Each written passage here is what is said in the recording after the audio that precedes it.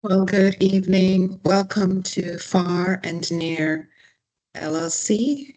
This evening, we are going to begin our series called Understanding the Loan Signing Agent's Role.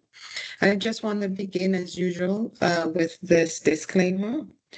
Um, I am Christine, and in this space, we focus on clarity, confidence, and practical options for notaries at every stage.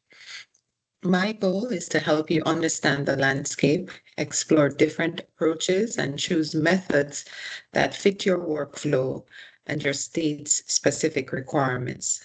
This series is educational, it's not prescriptive. Every notary's process is unique, and your state's law always comes first. Let's explore today's topic with a focus on best practices, professional standards, and informed decision making. Welcome again.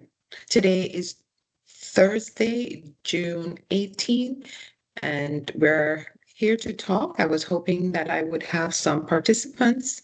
Did see some show of interest on the posts that I sent on social media. So I was hoping that I would have had some participants.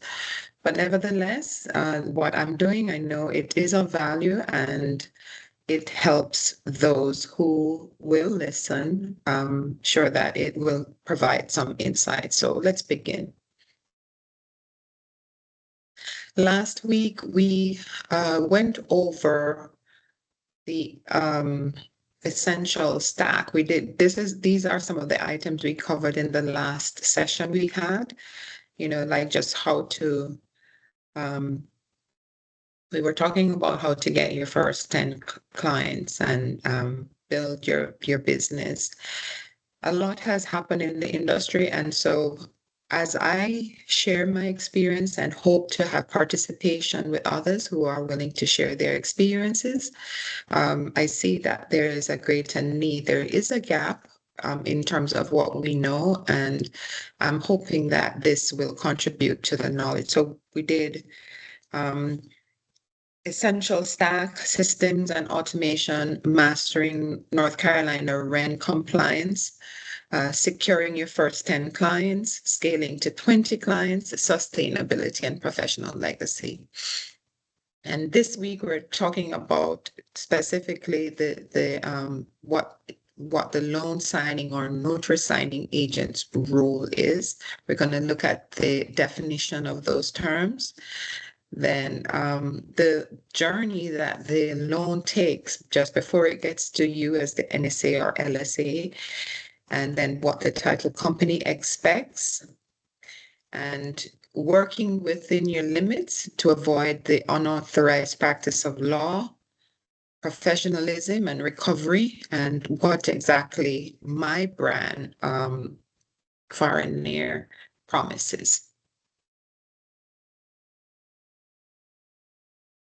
So the term Notary Signing Agent, or NSA, according to the National Notary Association, is a commissioned notary public who is specifically trained to handle, oh, I have someone.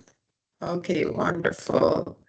Win. Hi, Win. How are you? Welcome. I hope you're listening in. I kind of went ahead.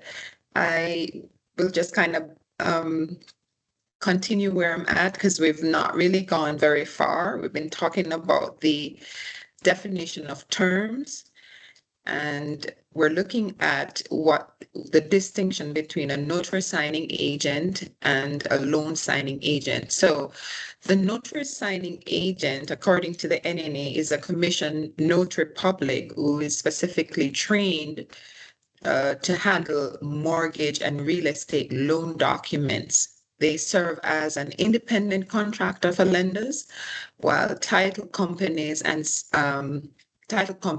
signing services as well to oversee the final steps of the loan process.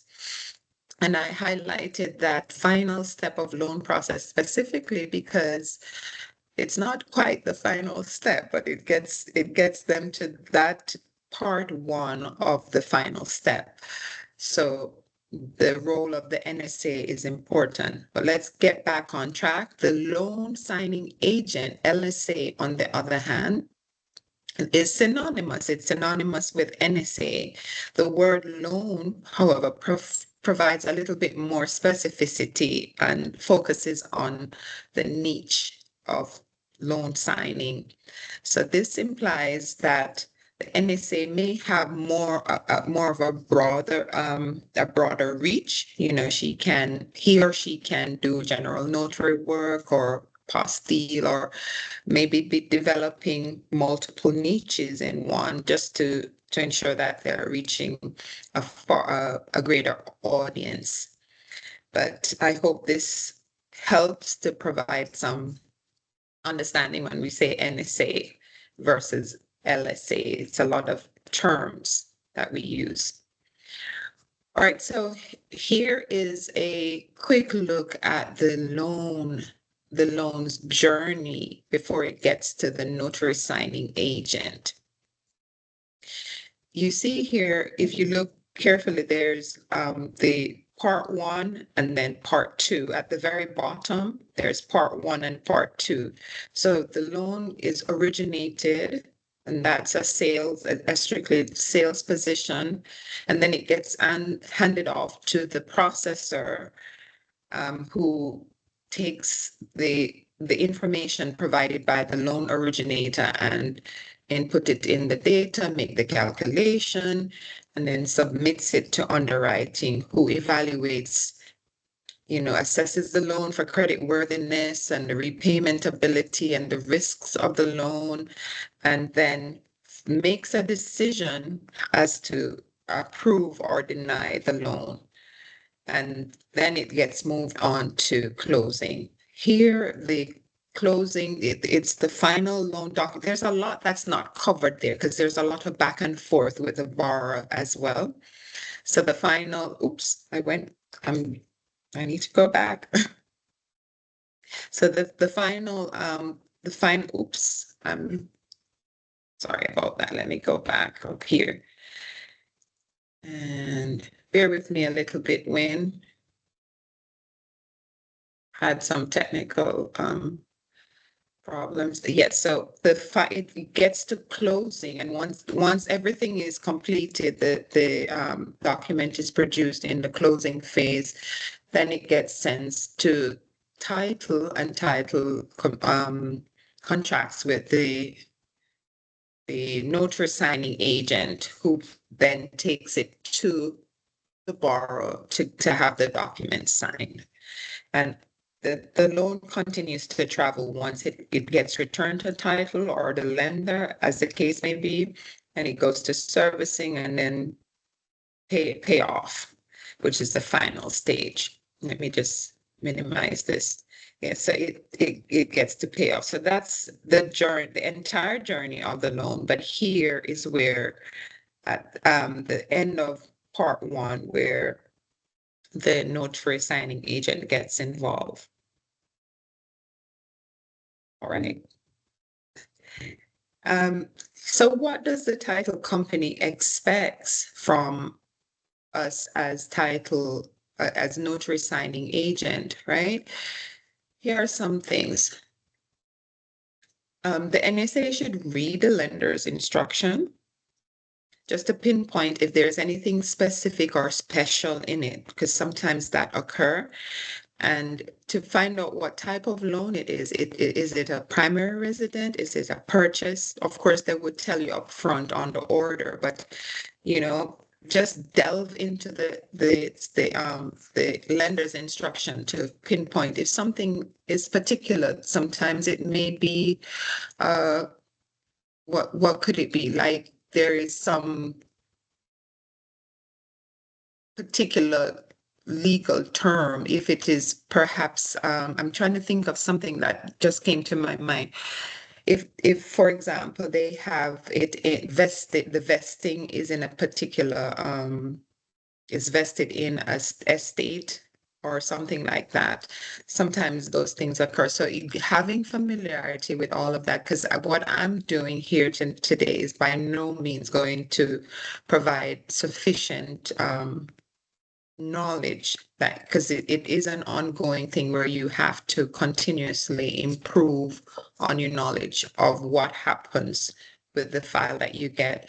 It's not just signing away. You need to have an insight, and reviewing it is not you trying to do somebody else's role. It's preparing yourself so that when you go with the document, you're familiar with what you're doing, because something may just pop up and then you're like, okay, what do I do?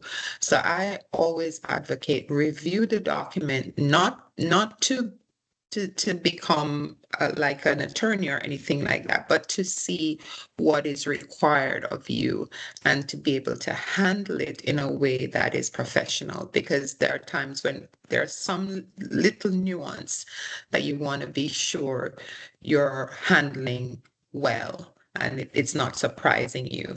No matter how experienced you are, I mean, I've done a lot of closings myself, but no matter how experienced you are, it just makes sense to become familiar so that you can know how to navigate. Some of the things that occur, it's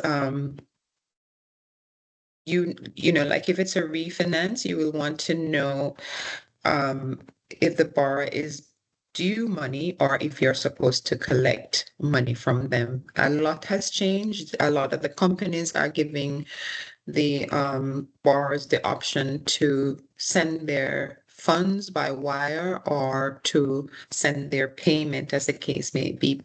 So they've kind of, you know, put some systems in place there. So there are a lot of options, but you still need to know what that specific lender wants in the closing, and looking at the closing disclosure is going to help you.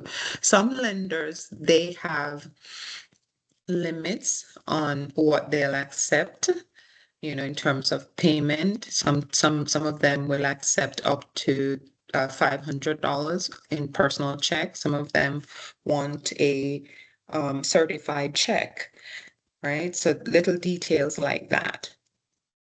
Do not interpret the loan terms, even if you're trained to do so. Just wear your hat, your notary hat, even if you possess others that may conflict with what title or lender hired you to do. Just wear your notary hat in this case.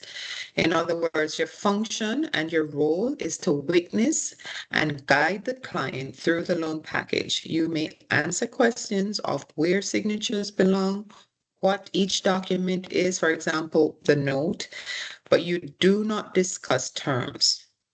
Understanding the stacking order of the loan package and the ability to identify red flags help the NSA become efficient and preferred, I would say.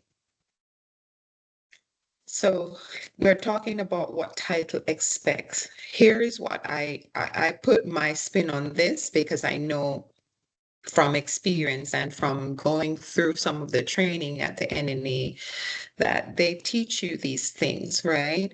So this is what they talk about, the psychology of the borrower. Sometimes, again, reviewing the CD can provide you a little bit of hint or insight as to what to expect. Here are some types of borrowers. You have the very sophisticated ones. Those are very financially literate and they understand how to shop for terms, and they understand their own credit rating, their debt to income, and they know the market. They know how what's happening in the marketplace. Then you have those who are slightly knowledgeable, they know enough, and they understand the basic of the loan documents and loan terms and so on. And you also have those who have no idea at all. There, I could go on and on. You have people who are readers, even if, you know, they've already been receiving the disclosure, that you will go to the signing table and they're going to read. So it is up to you to be able to know how to nudge and professionally say, okay, I have X number of closings, and if this is a refinance, you could say, okay, I understand your need to read, but this is the situation I'm in. You have 3 days to rescission. You have a 3-day rescission, just little things that's going to demonstrate that you understand what you're doing. But if the person is one of those personalities who they don't care, you may need to communicate. May need to be prepared to accommodate them, but communicate with your upend, the other person who's waiting on you, just to save face, right? Remember, you're representing the title company and you need to maintain neutrality. According to the NNA, you must always remind the client that you may handle the where, the what, the who, but you cannot get involved with the how and the why. And we're going to get into that a little bit more after on the next page or so. So as I already mentioned, for primary residents, you need to understand the right to rescind, the rescission for primary residents. Every primary resident has 3-day window to contemplate if the terms of the loans are acceptable. And so that's something as a notary signing agent that you need to be aware of. For primary resident, when the borrowers live in the property that they're signing the documents for, that's where they live. And then one of the most important roles that the NSA must fulfill is the identification process, determining the fitness of the individual to enter contract, if there is evidence of duress or if the identification is invalid, right? If for example, if it's expired or if for some reason it's just not authentic, right? These are unspoken and assumed basic responsibilities, and you're to follow your state guidelines. And I would suggest also just source yourself with one of those driver's license book, because especially the international one, and especially because in North Carolina and other states, we're getting a lot of international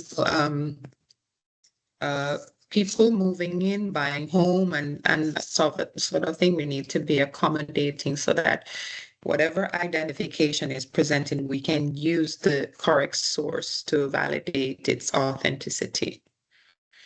And I've already mentioned this, but communication is important. It's not just a one-off event. You communicate once you receive the order from the title company, and you communicate the day before, and if necessary, after again, right? Because this is something that it's going to help you at every phase to increase the satisfaction of the borrower, the satisfaction of the title company, and ensure that things go smoothly, right? Your role as well, what they expect is that the title company expects that you're going to guide the client with confidence through the loan package. So you need to know what's in that loan package. You need to at least be familiar. It's not just stamping and signing. Okay. And then accuracy and care to ensure that the loan can fund seamlessly without any audit issue. I know for a fact from working in the loan industry that this is something that that they are doing phased audits. So like when it leaves from the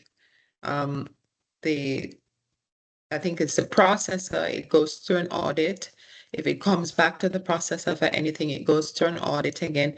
And when it goes to underwriting, it goes through an audit. When it goes to closing, it goes through an audit. So when it comes to you notice that they ask, they want you to make sure your stamp is clear and it's fully impressed on the document, and that you sign every section that you are required to sign, and that you know where you're not required to sign as well. So having that focus on doing things accurately is going to help you to get more loans to sign from these title companies and lenders. And it comes down to training your eyes. None of us is perfect, but I'm gonna shout out Old Republic Title. I love them because I got a call. I had just started getting some work back with them, and I went through an audit, and I'm like, oh my gosh, I failed the audit. I had an error, and I really was in the wrong. And I'm somebody who tried to ensure that I'm accurate, but it just goes to show that if you have a checklist that you're following, it's going to be helpful. So have a way to say, okay, this is how I do it. And so that's one of the things that I've been developing with my far and near notary method. So I would love to be able to share that with anyone who's interested in learning more about that checklist. All right, so here's something that's very important. So you're to work within your limits to avoid the unauthorized practice of law, or UPL. So an attorney, the function of an attorney, they explain, they advise, they provide legal guidance. And some attorneys, they can discuss terms and they can make recommendation. They can also print and correct the documentations. They are like they are the middleman between the lender and the borrower. So they act as the title company as well, right? But as NSA, you must only present the document as is or request permission to make alterations. So that's something you want to pay attention to. When you're presenting it, you're to say, I'm not an attorney. You make sure you make that disclosure. I'm not an attorney and I don't practice law. And, these are my limits. And so it protects you, and it removes any question about the role that you're supposed to fulfill. All right, so this is the part that I think I've been learning. It's recovery, professionalism and recovery. Simple, simple things that people take for granted. I know we all sometimes don't pay attention to the things that are very basic: punctuality, clarity, and trust, right? Those are the things that are really going to be your staple as a notary public. And that's something that I've had to begin from scratch with, because I've been away from the space some time, and I'm realizing that it's really as simple as that: punctuality, clarity, and trust. Right. So we all have hiccups. Sometimes we overbook ourselves, we're all trying to succeed in the industry. And the title companies, they're aware of these dynamics, I'm sure. So having a plan of action, it helps you to recover. And just as the scenario that I mentioned before, communicate. Just that's the key here. When in doubt, communicate. Communicate to your borrower, communicate to title. And don't overcomplicate the issue. Just make sure you're letting everybody know. It puts you as a trustworthy person in my mind, because if something goes wrong and they're aware, okay, this is what is going on, they're going to say, okay, we know this, they document it. That's the most they can do, at the time. And the onus is on you, is to make sure that you get the documentation signed. For me, like CRM, when I was doing this a little bit earlier, customer relationship management, it's more than just an email or sending out, you know, request to sign up. It is that personal touch. So it's where you remove yourself from behind the screen, and you're making sure that you're putting the human back into what we've taken it out of, because sometimes we're so busy in the doing of things that we forget to create that personal touch, right? It's about creating partnerships, and that in and of itself, it fuels the business, right? Doing the essential, which is making sure that when you have the loan document, you're gonna get the document signed and get it back and communicate and all of those. Those things are important, but it's also about building the relationships that fuel the business, that bring you the money, that keeps the cycle of success going, right? So what does that look like for you? I'm going to pause and listen in on your experiences. What does that look like for you? Right?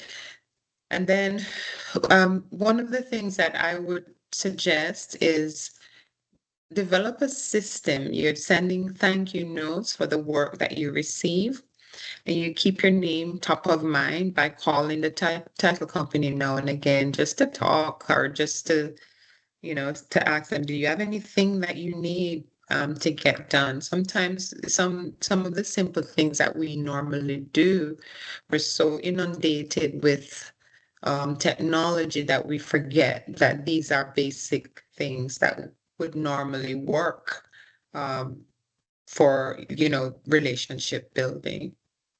So being personable is part of it, and that's something that to me is just being strategic. It's being strategic and helping you to grow.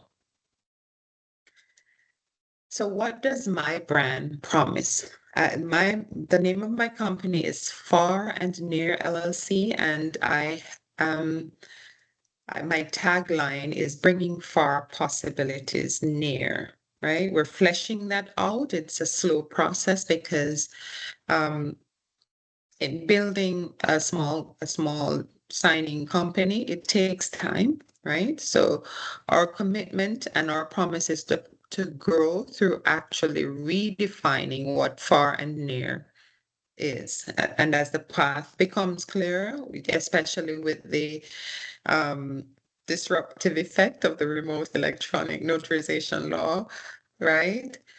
We have to work through a lot of challenges to set up a safe and environment and to attract the right caliber of clients that can take us to the next level.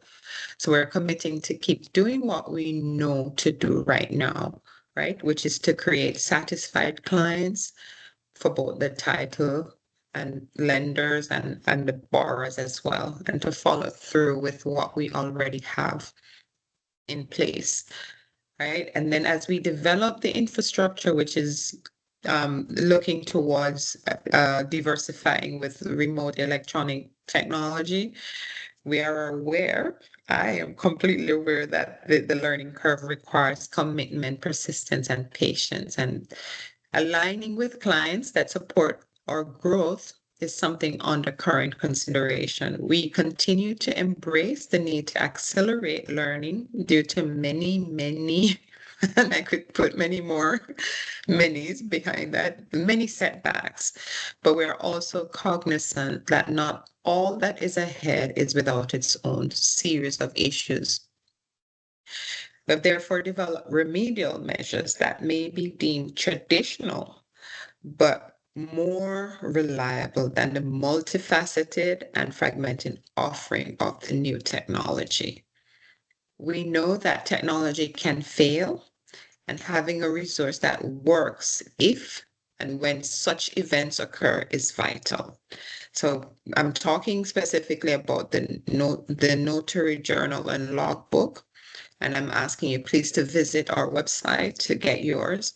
We're committed to getting caught up and to exceed the current setbacks in terms of what's happening with the remote electronic notarization and IPEN, right?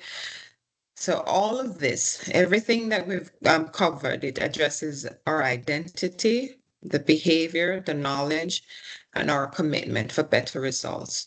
We're also more cognizant that perception is reality, and so we're continuing to improve in areas where needed, especially for social proof, by requesting feedback and review directly. This is directly from the clients, the borrowers that we interact with.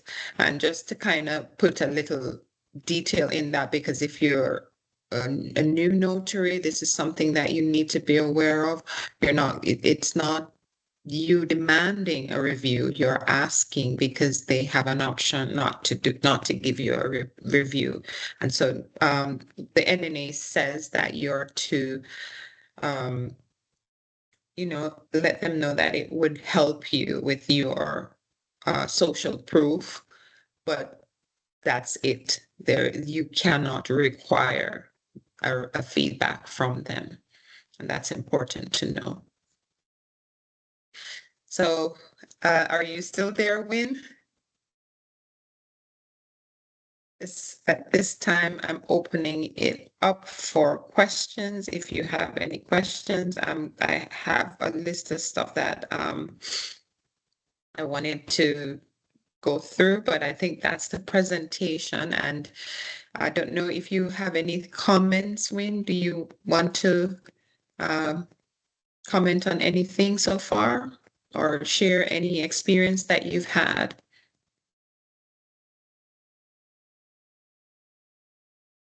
Win, are you there? Okay, she's not responding. Okay, so quickly, just to I'm go sorry, my over. mic was muted. Okay, I was wondering. Thank you. Do you have any questions? I know I can talk a lot. No questions right now. I'm pretty new to this, so that's why I wanted to join to kind of get some information to help me better understand and better, have better signings. Wonderful, wonderful. I really hope this benefits you a lot. And I do have a link that I'll share in a moment where you can catch up, because I do want to do this. Okay, I have another person as a service for anyone who's new as a notary, or if you're recommissioning, because there is a overwhelming sense of just transition. Everything is changing and it's hard to keep pace. And so even I myself, I do join on meetings on Wednesdays because the new manual is out. Are you in North Carolina or in another state? I'm in South Carolina. South Carolina. And I think it's Kissa. I don't remember. Kissa Baker. Are you in North Carolina? Kissa? No, ma'am. I'm in Dallas. Dallas. Okay, good, good.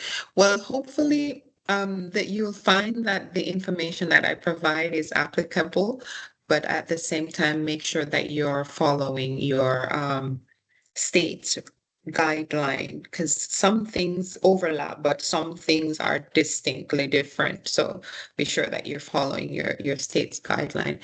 For the questions, there are some red flags that notaries need to be aware of. And your main function, as I mentioned earlier on, your main function is to verify the identity of the borrower. In North Carolina, you do have the right to refuse to sign. But let's just talk a little bit about some of the red flags that may pop up. I I was looking for some of those, and one of the ones that came up was the signer's lack of awareness. This is a serious thing, because you may have, and I've never experienced the impairment, but I've read about individuals who may be disoriented, or they're not aware of what is happening. And in a situation like that, you just simply don't continue. That's a stop. That's a big red flag, right? You don't continue. if there's you observe like coercion or duress or some sort of hesitation or someone talking over or for someone or cajoling them, that's another issue where you're going to stop, right? Even if there's a power of attorney, you want to be careful in such situation because for me, I would rather err on the side of caution than put myself in a precarious situation because your role as a notary is to deter fraud, right? That is your main role. So stop and just consider what you're doing. I didn't like what I saw in the manual because they've segmented our new manual in North Carolina here in traditional notary and electronic notarization, but I think they could have improved on that part in the traditional, like in the old manual, they did talk about your role and what you need to do if there is something that is just suspicious and you give you specific guidance on how to handle that. So I would believe that that would be what you would use as your basis to say, okay, I can't proceed with this signing because one of the things that's very common nowadays is elder abuse. And our role as notary is to make sure that we deter fraud, bottom line.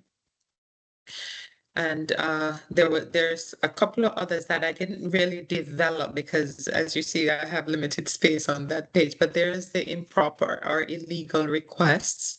People can ask you to do things like they've already signed the document. There are specific things. I don't want to go off on any tangents, but there are specific ways, like if they sign the document and you can verify with them presenting ID. In North Carolina, you can sign. They can already sign and then you can verify their identity and sign.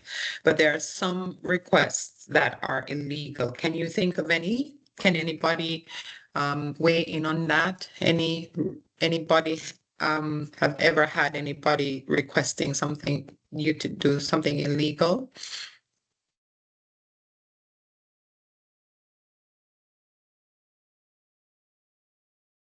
Anything? You have any? I haven't. You haven't? Okay. I've not really had that. I think one of my experience was someone coming and offering, and it's down at the bottom, offering tips, but sometimes things happen and you're not even aware of, okay, this situation just is, you're not paying attention to what's happening. So this is one of the reasons why, like I really embrace attending, learning from others who are further along the journey, because it's one thing to get your commission, but it's another thing when you're dealing with day-to-day issue. And what I'm aware of is that sometimes people put you in precarious situation to test your knowledge. You are put in a situation let me phrase it that way, that tests your knowledge, tests um your if you are applying all that you have learned, and especially with what's opening up to us now with the shift towards remote notarization, it becomes a little bit more narrow. So the more you equip yourself, the more you're going to be able to understand, okay, this is not something that should be asked of me. For example, if you know that a person doesn't have a proper identification, unless you know them from their child or, that you're going to follow the rule of law and make sure that you're doing things up on the up and up. So if you don't know somebody and you don't want to put yourself in a precarious situation because they can there are penalties, there are issues that you can face if you're reported, right? And then some of the hiring agencies, they that I saw mention of that, some of them um are not following proper rules. So you want to be careful who you're signing up with too, because it's not as, how do you say, simple as when I started out back in 2023, I believe. It wasn't as complicated. There was a little bit more trust. And so you know that if you get a signing, they're going to be giving you proper fair, not fair, proper pay for the work that you do. And so that you have some of the agencies, they're not paying, they're just not paying. You go do the work and they don't pay you. So you want to make sure that you're doing your research and signing up with those that are verified and trusted. Some of them are, you know, they're going to actually pay you within the window that they disclose when you sign up with the contract, the independent contractor agreement. And the signing agency standard, each of them will have, I prefer to work with title companies. And there are some signing agencies that are really good. And, you know, those you want to make sure that you are reviewing their standards and following their standards as well. And don't ever accept any tips, because that's something that's a no-no. You're not supposed to accept tips, right? And make sure that you're reading your manual. Is there any questions out there? Any more questions? I'm so glad you're here, Kisa. I'm really glad you came, even though it's late. I do have, let me move this on. I do have this posted on the YouTube channel. I have a couple already there. If you want to go back and check and just give me your honest feedback if you find any value in it. I'm going to continue to produce these content and hope that it is of benefit, especially if you're new, because it's hard. I know I've had to walk through a lot of up and down and hiccups because I didn't know. For example, the thing that I did in terms of, not knowing that I should not take my children with me to the signing. I was fresh from Atlanta and had my children, my first child, and I was thinking more like, okay, when I used to work back home in Jamaica, um, the caliber of people that you work with, it's just a signing, it's a document, but it's the relationship is different. So those were my thoughts. And when it was after reading something at the NNA, I was like, oh my goodness. Oh my goodness. So I learned the hard way, and just little uh, hiccups like those that, if there's nobody there to guide you, there was no, I don't remember if I learned about the NNA until maybe 2005, I think I became aware of the NNA, 2005. And so they have good, like they're very informative. They have a lot of people calling them. So that was very helpful to me to do their certification course and to learn from the mistakes, Yeah. But that's it for this evening, kids. So thank you again for coming. I'm Kids. sorry. The time that you put in the meeting, it was Eastern time and I'm Central time, so I had it confused. So No, I it's do fine. apologize. It It is fine. I'm so excited that you're here, guys. You can't believe it because I've been consistently doing this even when no one showed up. So thank you, thank you, thank you for being here this evening. I can't say that enough, really. And You're welcome. It's not enough notaries out here that give new notaries information without charging them. So I appreciate the fact that you even gave this webinar.